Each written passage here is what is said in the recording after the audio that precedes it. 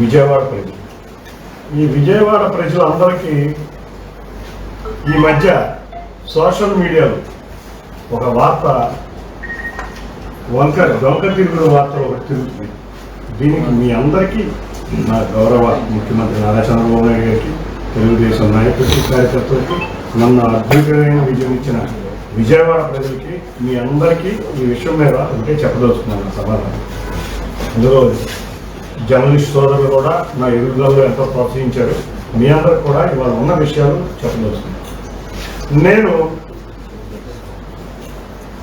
ఈ మధ్య గత 6 సంవత్సరాల నుంచి మీరు చూస్తుంటే ఒక వ్యక్తి జగన్ దగ్గర పాలేరులాగా చేరారు.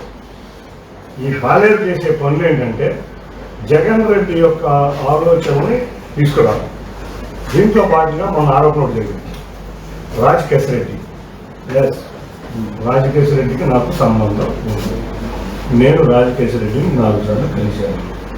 నేను కలిసింది 2020-21 సమయంలో నేను రాజకేశ్వరరెడ్డిని కలిశాను.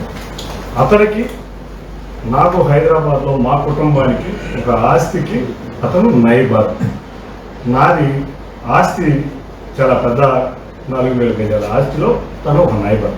ఆ నైబర్తో మా ఆస్తికి రహదారి రావాలన్నా అట్నుంచే రావాలి కాబట్టి ఆ ఆస్తిలో కలిసి డెవలప్మెంట్ చేద్దాం అని నేను అతను కలిసి ఒక కంపెనీని పెట్టిన మాట వాస్తవం. దాంట్లో 6 నెలలు ఆ కంపెనీలో ఆఖరికి ఆర్కిటెక్ట్ ఫీజుతో సహా అన్నీ ఇచ్చి డెవలప్మెంట్ ఫీజు కూడా నేను కట్టాను. కానీ 6 నెలల తర్వాత ఇతను జగన్ రెడ్డి దగ్గర చేసే విన్యాసాలు నాకు తెలిసి ఆ రోజే ఒకటే డిసైడ్ అయ్యాను. నేను తెలుగుదేశం కార్యకర్తని, కరుడుగట్ట కార్యకర్తని, ఇటువంటి వారితో వ్యాపారం చేస్తే ఇబ్బంది పడతామనే విషయంతో కోట్లాది రూపాయలు ఖర్చు పెట్టిన ఆస్తిని కూడా తృణప్రాయంగా వదిలేసి ఆ రోజు నుంచి ఇవాటి వరకు ఎటువంటి ట్రాన్సాక్షన్ కాలేదు, అతను కలవటం కూడా జరగలేదు. ఇది నేను చెబుతున్న మాట. ఈ విషయంలో ప్రజలందరూ ఒక్కటి గుర్తుంచుకోవాలి. ఏమిటంటే ఇవాళ 3,600 కోట్ల లిక్కర్ స్కామ్ జరిగినది నిజం. ఈ 3,600 కోట్లు లిక్కర్ స్కామ్లో భాగస్వామ్యులు ఎవరనేది అందరికీ ఇవాళ అర్థమవుతున్న పరిస్థితి. ఇవాళ ఒక ఐఏఎస్ అధికారి రిటైర్డ్ సుప్రీంకోర్టులో బెయిల్ రిజెక్ట్ అయిన అధికారి ఆధ్వర్యంలో ఈ లిక్కర్ స్కామ్ జరిగిన మాట వాస్తవం. అన్ని దారులు కూడా ఇవాళ తాడేపల్లి ప్యాలెస్లోని ఆ 4వ నెంబర్ గదికే చూపిస్తున్నాయి. ఈ 4వ నెంబర్ గది కూడా, ఈ తాడేపల్లి ప్యాలెస్లో ఉన్న 4వ నెంబర్ గది కూడా నలుగురికే అనుమతి. ఎవరంటే ఈ లిక్కర్ స్కామ్లో ఉన్న దంపతులు ఇద్దరు, ఎవరైతే సుప్రీంకోర్టులో బెయిల్ కోసం చేత్కరించబడి బెయిల్ రిజెక్ట్ చేయబడిన వారున్నారో వారికి, అంతేకాకుండా ఇప్పుడు పోలీసు రిమాండ్లో ఉండి పోలీసుల కస్టడీలో ఉంది లిక్కర్ స్కామ్లో ఉన్న ప్రధాన సూత్రధారి ఈ నలుగురికే ఎంట్రీ అని ఇవాళ దర్యాప్తు అధికారులకి తెలుసు, ఇవాళ అందరికీ తెలుసు. కానీ ఇక్కడ ఒక విషయం ఉంది. గత 10 రోజుల క్రితం హైదరాబాద్లో ఒక 5గురు మీటింగ్ జరిగింది.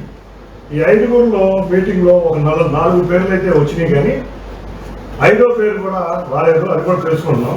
కృష్ణమోహన్ రెడ్డి, ధనుంజయ రెడ్డి, గోవిందప్ప ప్లస్ విజయవాడ పాలేరు. అది కాకుండా ఈ ప్రాంతానికి చెందిన మరొక వ్యక్తి.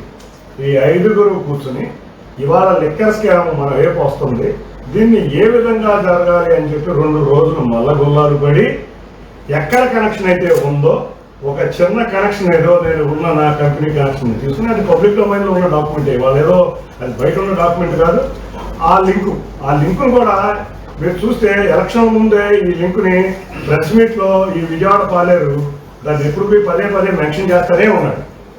ఆ లింకును పట్టుకుని ఈ లిక్కర్ స్కామ్ని డైవర్ట్ చేద్దాం అని చెప్పి, ఎందుకంటే ఈ లిక్కర్ స్కామ్లో గత ఎలక్షన్లో గత 5 సంవత్సరాల నుంచి మీరు చూస్తే గత 6 సంవత్సరాల నుంచి ఈ పాలేరు ఎప్పుడో జగన్ కమ్ముడైపోయాడు.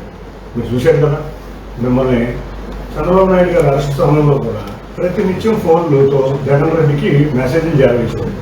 తెలుగుదేశం పార్టీ నాయకులు తిట్టేవాడు. ఈ లెక్కర్ స్కామ్ ఎప్పుడు జరిగింది, ఈ శాండ్ మాఫియా ఎప్పుడు జరిగింది, జగన్ రెడ్డి ప్రభుత్వంలోనే కదా. మరి ఆ రోజు ఎప్పుడన్నా విమర్శించారా?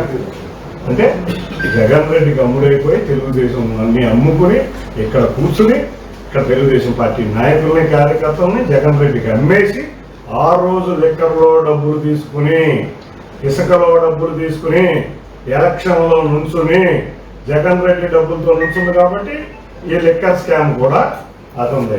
ఇంకొకరు చెప్తున్న జగన్ రెడ్డి నీ పేపర్లో Kesineni international limited America, Kesineni global enterprises Dubai అని 2 కంపెనీలు చెప్పావు.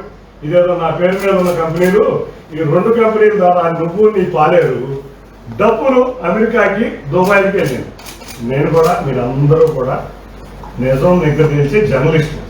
ఈ 2 కంపెనీలు ఎవరి పేరు మీద ఉన్నాయి, ఎక్కడ ఉన్నాయి, ఏం జరుగుతుంది అని మీరు జర్నలిస్టుగా ఇన్వెస్టిగేషన్ చేయాలని కోరుతున్నాను. తప్పకుండా మీరందరూ ఈ 2 కంపెనీల్లో డబ్బులు వెళ్ళి అని చెప్పాడు కాబట్టి ఈ 2 కంపెనీలు